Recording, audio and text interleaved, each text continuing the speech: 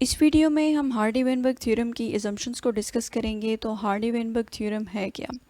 Hardy-Weinberg theorem जो है ये पॉपुलेशन जेनेटिक्स का एक फंडामेंटल प्रिंसिपल है जिसके according sexually reproducing diploid individuals की पॉपुलेशंस जो हैं इनकी अलीलिक फ्रीक्वेंसी जो है वो चेंज नहीं होगी अगर कुछ असम्पशंस जो हैं वो पूरी हो जाती हैं।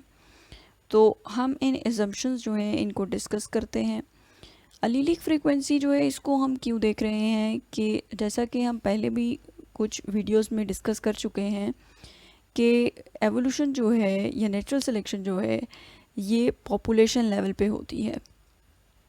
पॉपुलेशन लेवल पे कैसे कि एक पॉपुलेशन की जब अलीलिक फ्रीक्वेंसी चेंज होती है तो वो क्यों होती है? कुछ इंडिविजुअल्स जो हैं वो ज़्यादा सक्सेसफुल होते हैं एट रिप्रोडक्शन और उस पॉपुलेशन में जो उनका अलीलिक कंट्रीब्यूशन होता है वो ज़्यादा होता है as compare to other individuals, जिसकी वजह से वो सक्सेसफुल होते हैं और नेचर जो है वो उन स्पेसिफिक इंडिविजुअल्स को सिलेक्ट करती है जो कि सक्सेसफुल होते हैं एट सर्वाइवल। ठीक है, तो अगर ये एजम्पशंस पूरी हो जाती हैं तो तब उस पॉपुलेशन की अलीलिक फ्रीक्वेंसी जो है उसमें कोई चेंज नहीं आएगा, मींस के एवोल्यूशन नहीं होगी। तो ये एजम्पशंस क्या हैं? एजम्पशंस हैं कि population size must be large, population size ज़्यादा होना चाहिए।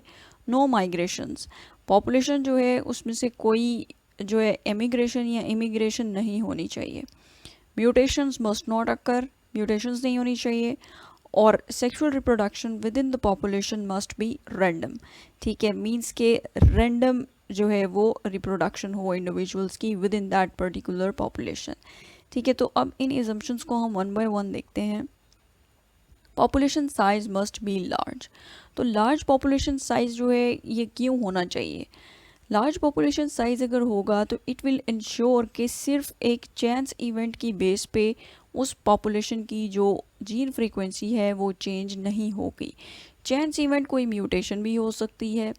ठीक है, मिसाल के तौर पे अगर कोई म्यूटेशन है तो सिर्फ उस एक सिंगल म्यूटेशन की वजह से जो है वो अलीलिक फ्रीक्वेंसी उस पूरी पॉपुलेशन की चेंज नहीं होगी। ठीक है, तो ये लार्ज पॉपुलेशन साइज अगर होगा तो फिर जो है ये हार्डी-वेनबर्ग इक्विलिब्रियम एग्जिस्ट करेगा।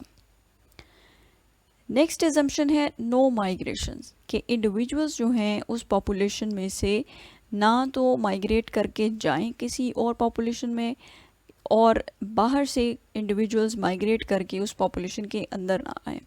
It means that migration will lead to the addition or deletion of particular alleles in that particular population.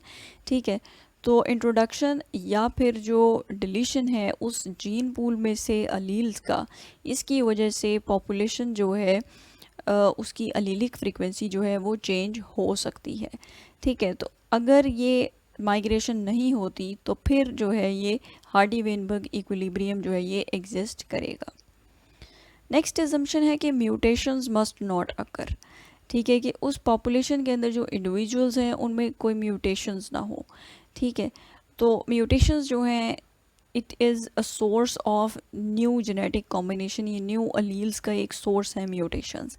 ठीक है, तो अगर म्यूटेशंस हो भी रही हैं तो म्यूटेशनल इक्विलिब्रियम एग्जिस्ट करे। म्यूटेशनल इक्विलिब्रियम क्या है कि एक जो वाइल्ड टाइप अलील है उससे जो एक म्यूटेंट फॉर्म बनी है थ्रू म्यूटेशन, तो वो जो है वो बैलेंस हो जाए बाय म्यूटेशन फ्रॉम म्यूटेंट से बैक वाइल्ड टाइप की तरफ।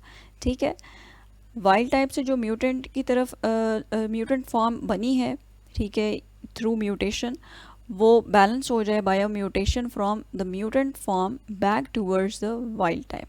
ठीक है, इसको हम कहते हैं म्यूटेशनल इक्विलिब्रियम। तो इस केस में भी जो है वो न्यू जीन्स जो हैं वो इंट्रोड्यूस नहीं होंगी और पॉपुलेशन के अंदर और म्यूटेशनल इक्विलिब्रियम एग्जिस्ट करेगा। तो अगर म्यूटेशंस नहीं हो रही तो इट मीन्स कि एलीलिक फ्रीक्वेंसी चेंज नहीं होगी। ठीक है, नेक्स्ट एजम्पशन है sexual reproduction with in the population must be random. ठीक है, रैंडम अगर जो है सेक्सुअल रिप्रोडक्शन होगी, हर इंडिविजुअल के पास इक्वल चांस होगा मेटिंग का, जिसकी वजह से जो अलीलिक फ्रीक्वेंसी है every individual is equal to contribute to the allelic frequency of that particular population. ठीक है, तो जो है उस टाइम पे अगर ये एजम्पशन मीट कर जाती है तो एलीलिक फ्रीक्वेंसी चेंज नहीं होगी, और अगर नहीं करती तो कुछ इंडिविजुअल्स जो हैं they are more likely to reproduce than others.